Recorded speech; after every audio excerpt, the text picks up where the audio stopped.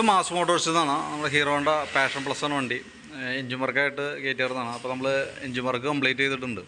അതിനകത്ത് നമ്മൾ ചെയ്തേക്കുന്നത് ക്രാങ്ക് ഷാഫ്റ്റ് സിലിണ്ടർ ഭാഗങ്ങളൊക്കെ മാറ്റി കംപ്ലൈൻ്റ് ഉള്ള പാർട്സുകൾ മാറ്റിയിട്ടാണ് റീസെറ്റ് ചെയ്തത്. അതായത് ക്രാങ്ക് ഷാഫ്റ്റ് അസംബ്ലിയാണ്. ക്രാങ്ക് ഷാഫ്റ്റ് അതേപോലെ തന്നെ സിലിണ്ടർ പിസ്റ്റൺ അതൊക്കെ മാറ്റിയിട്ടുണ്ട്. അതേപോലെ തന്നെ ഗിയർ ബോക്സിൽ തന്നെ ബെയറിങ്ങുകളെല്ലാം തന്നെ മാറ്റിയിട്ടുണ്ട്. പിന്നെ ഓയിൽ പമ്പ്, അതേപോലെ തന്നെ എഞ്ചിനകത്ത് വരുന്ന ടൈമിംഗ് ചെയിൻ, അതിൻ്റെ വീലുകൾ, അതേപോലെ clutch disc plate, push rod, അതേപോലെ plug rubber, cam spring, oil seal, gasket, അതെല്ലാം നമ്മൾ അതുമായി ബന്ധപ്പെട്ട് നമ്മൾ അതിക്ക് മുമ്പത്തെ വീഡിയോയിൽ ഡീറ്റെയിൽ ആയിട്ട് അതിനകത്ത് പറഞ്ഞിട്ടുണ്ട്. ആ ഫുൾ രീതി മാറ്റിയിട്ടാണ് റീസെറ്റ് ചെയ്തത്. പിന്നെ അതിന് പുറമെ നമുക്ക് വന്നതാണ് 1-2 വർക്കുകളുണ്ട്. എയർ ഫിൽറ്റർ നമ്മൾ മാറ്റി പുതിയ ഫിൽറ്റർ ഇട്ടാണ്. കാരണം എന്താ വെച്ചാൽ നമുക്ക് കാർബറേറ്ററും അഴിച്ച് ക്ലീൻ ചെയ്തിട്ടുണ്ട്. കാരണം കാർബറേറ്റർ നമ്മൾ ക്ലീനർ ഉപയോഗിച്ചാൽ ക്ലീൻ ചെയ്യാം. അപ്പോൾ അത് കറക്റ്റ് അതിൻ്റെ ഫങ്ഷൻസ് എയർ സർക്കുലേഷൻ കറക്റ്റ് ആവാൻ വേണ്ടിയിട്ടും കൂടിയിട്ടാണ് കാർബറേറ്റർ ഫുള്ളായിട്ട് അഴിച്ച് ക്ലീൻ ചെയ്തിട്ടുണ്ട്. അതേപോലെ തന്നെ എയർ ഫിൽറ്റർ നമ്മൾ കൂട്ടത്തിക്കൂടെ മാറ്റിയിട്ടുണ്ട്. പിന്നെ അതുപോലെ തന്നെ നമ്മൾ വണ്ടി വരുന്ന സമയത്ത് അത്യാവശ്യം നല്ല രീതിയിൽ പുകയുടെ പ്രശ്നം ഉണ്ടായിരുന്നു. സൈലൻസറിനകത്ത് നല്ല രീതിയിൽ തന്നെ ഓയിലിൻ്റെ അംശം ഉണ്ടായിരുന്നു. അപ്പോൾ സൈലൻസർ നമുക്ക് ചെയ്യാൻ പറ്റാമെന്ന് പറഞ്ഞാൽ കെമിക്കൽ ഒഴിച്ച് ക്ലീൻ ചെയ്തെടുക്കുക എന്നുള്ളതാണ്. അപ്പോൾ ആ കെമിക്കൽ ഒഴിച്ച് വെച്ച് നമ്മൾ നല്ല പ്രഷറിൽ വെള്ളം അടിച്ചിട്ട് ക്ലീൻ ചെയ്യുക.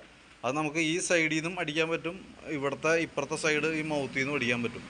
അപ്പോൾ 2 സൈഡിൽ നിന്ന് അടിച്ച് പരമാവധി നമ്മൾ കളഞ്ഞിട്ടുണ്ട്. പക്ഷെ എന്നാൽ പോലും നമുക്ക് അതിൻ്റെ ഈ സെൻറ്റർ പോർഷനിൽ കണ്ടിട്ട് കാത്തലിക് കൺവെർട്ടർ എന്ന് പറഞ്ഞിട്ടൊരു യൂണിറ്റ് ഉണ്ട്. അതിനകത്ത് വന്ന ആ ഓയിലിൻ്റെ ഇത് ശരിക്കും പറഞ്ഞാൽ നമുക്ക് 100% അതിൻ്റെ ഉള്ളിൽ നിന്ന് പോവില്ല. അത് പോണത് എങ്ങനെയാണെന്ന് വെച്ചാൽ നല്ല രീതിയിൽ ഇപ്പോൾ നമ്മൾ വണ്ടി ഓടി ചൂടായി കഴിയുമ്പോൾ സൈലൻസർ നല്ല രീതിയിൽ ചൂടായി കഴിയുമ്പോൾ ആ ഓയിൽ പതുക്കെ കത്തിയാണ് പോവുള്ളൂ. അപ്പോൾ നമ്മൾ വണ്ടി സ്റ്റാർട്ട് ചെയ്തിട്ട് ഇപ്പോൾ അത്യാവശ്യം ഫസ്റ്റ് സ്റ്റാർട്ടിങ്ങിലല്ല, വണ്ടി സ്റ്റാർട്ട് ചെയ്തിട്ട് സൈലൻസറിന് ചൂട് പിടിക്കുന്ന സമയത്ത് സൈലൻസറിൻ്റെ മൗത്തിൽ ബാക്ക് സൈഡിൽ പുകയുടെ പ്രശ്നം വരും. അപ്പോൾ നമ്മൾ സ്വാഭാവികമായിട്ട് എഞ്ചിൻ പണി കഴിഞ്ഞ വണ്ടിയാണ്. അപ്പോൾ അതുകൊണ്ട് വീണ്ടും പുകയുടെ പ്രശ്നം ഉണ്ടെന്ന് വെച്ചാൽ കൺഫ്യൂഷൻ വിചാരിക്കരുത്. കാരണം അത് ഓൾറെഡി സൈലൻസറിനുള്ളിലുള്ളത് കത്തി തീരണ വരെ ആ പുകയുടെ പ്രശ്നം കാണിച്ചുകൊണ്ടിരിക്കും കേട്ടോ. ഒരു കരിഞ്ഞ സ്മെല്ലും വരും. കാരണം ആ ഓയിൽ കത്തണ സ്മെല്ല് നമുക്ക് എന്തെങ്കിലും കിട്ടും. അപ്പോൾ അതും ഒന്ന് ശ്രദ്ധിക്കേണ്ട ദിവസമുള്ളൂ. പിന്നെയെന്ന് പറഞ്ഞാൽ നമുക്ക് 1 വർഷമാണ് വാറണ്ടി, 12,000 കിലോമീറ്റർ. 1 വർഷം അല്ലെങ്കിൽ 12,000 കിലോമീറ്റർ. ഓട്ടം കൂടുതലുള്ള വണ്ടിയാണെന്നുണ്ടെങ്കിൽ 12,000 കിലോമീറ്റർ എന്ന് പറഞ്ഞാൽ പെട്ടെന്നാവും. നേരെ മറിച്ച് ഓട്ടം കുറവുള്ള വണ്ടിയാണെങ്കിൽ 1 വർഷത്തിനുള്ളിലായാലും ചില വണ്ടിയിൽ 12,000 കിലോമീറ്റർ ഒന്നും ആവണമെന്നില്ല. അപ്പോൾ അതിനകത്ത് നമ്മൾ ശ്രദ്ധിക്കേണ്ട കാര്യം എന്താ വെച്ചാൽ ഇപ്പോൾ നമ്മൾ ഓൾറെഡി സ്പീഡോമീറ്ററൊക്കെ മാറ്റി പുതിയ മീറ്റർ വെച്ചേക്കണേ. അപ്പോൾ അതിനകത്ത് നമുക്കൊരു 500 കിലോമീറ്റർ കഴിഞ്ഞ് ഒരു 1000 കിലോമീറ്ററിൻ്റെ ഉള്ളിൽ, അതായത് പരമാവധി 1000 കിലോമീറ്റർ ഓടിക്കാൻ പാടുള്ളൂ. അതല്ലെങ്കിൽ 1 മാസം ഏതാണോ ഫസ്റ്റ് വരുന്നത് അത് പീരീഡിൽ കൊണ്ടുവന്നിട്ട് നമുക്ക് അതിൻ്റെ എഞ്ചിൻ ഓയിൽ മാറണം. നമ്മൾ പുതിയ വണ്ടി എടുത്ത് കഴിയുമ്പോൾ സാധാരണ ഫസ്റ്റ് സർവീസ് എന്നൊക്കെ പറയുമല്ലോ, അതേപോലെ തന്നെ നമ്മൾ ഇതും വളരെ ശ്രദ്ധാപൂർവ്വം ചെയ്യേണ്ടതാണ്. കാരണം ഓയിൽ മാറ്റി ഓയിൽ ഫിൽറ്റർ ക്ലീൻ ചെയ്യേണ്ടതായിട്ടാണ്. അത് ശരിക്കും പറഞ്ഞാൽ നമുക്ക് എങ്ങനെയൊക്കെ നമ്മൾ ക്ലീൻ ചെയ്തിട്ടുണ്ടെങ്കിലും അതിൻ്റെ ഉള്ളിൽ അഴുക്കിൻ്റേതായിട്ടുള്ളതും നമുക്കിപ്പോൾ തുടച്ച് ക്ലീനാക്കി കയറ്റുമ്പോൾ എന്തെങ്കിലും അഴുക്കൊക്കെ ഉണ്ടെങ്കിൽ ആ ഫിൽറ്ററിൽ വന്ന് ബ്ലോക്ക് വരും. അതേപോലെ തന്നെ റോട്ടർ ഫിൽറ്ററും നമ്മൾ ക്ലീൻ ചെയ്യേണ്ടതാണ്. അപ്പോൾ അതിന് വേണ്ടിയിട്ടാണ് നമ്മളത് ആദ്യത്തെ 1 മാസം അല്ലെങ്കിൽ പരമാവധി 1000 കിലോമീറ്റർ നമ്മൾ പറയേണ്ട കേസ്. അത് നമുക്ക് വരുന്നത് ഈ ക്ലച്ച് കവറിൻ്റെ ഉള്ളിലാണ്. അത് അഴിക്കുമ്പോൾ നമുക്ക് ഒരുപക്ഷെ നമുക്ക് ഗ്യാസ്കറ്റും മാറ്റേണ്ടി വരും കേട്ടോ. അത് ആദ്യത്തെ 1000 കിലോമീറ്ററിൽ നമ്മൾ നിർബന്ധമായിട്ട് ചെയ്യേണ്ടതാണ്. വാറണ്ടിയിൽ വളരെ ഇമ്പോർട്ടൻ്റ് ആയിട്ട് ചെയ്യേണ്ട ഒരു വർക്കാണത്. അതിനുശേഷം നമുക്ക് ചെയ്യേണ്ടി വരാമെന്ന് പറഞ്ഞാൽ മൊത്തത്തിൽ 3 സർവീസാണ് വരാം. ഓരോ 4 മാസം കൂടുമ്പോഴാണ് എഞ്ചിൻ സർവീസ് വരാം. കൂട്ടത്തിക്കടെ ജനറലായിട്ട് ചെയ്തു പോവുകയാണെങ്കിൽ അതായിരിക്കും കുറേ കൂടി ബെറ്റർ. എഞ്ചിൻ സർവീസ് എന്ന് പറയുമ്പോഴത്തേക്ക് നമുക്ക് അതിനകത്ത് ഫസ്റ്റിലത്തെ ഇതിന് വരുമ്പോൾ തന്നെ നമ്മളതിൻ്റെ ട്യൂണിങ്ങിൻ്റെ കാര്യങ്ങളൊക്കെ ക്ലിയർ ചെയ്യും.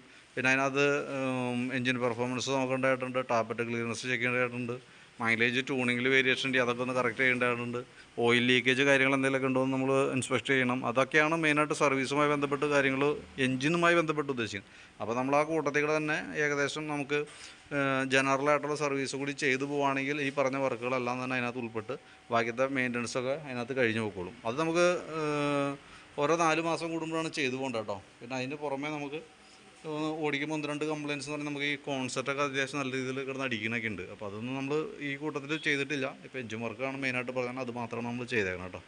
അപ്പോൾ വാറണ്ടിയുടെ കൃത്യമായിട്ട് വാറണ്ടി സർവീസുകളുടെ ഡേറ്റ് കാര്യങ്ങളൊക്കെ ഇവിടെ നിന്ന് ഓൾറെഡി മെൻഷൻ ചെയ്ത് തരും. അപ്പോൾ അതും പ്രകാരം കറക്റ്റായിട്ട് ചെയ്യാനായിട്ട് ശ്രദ്ധിക്കുക.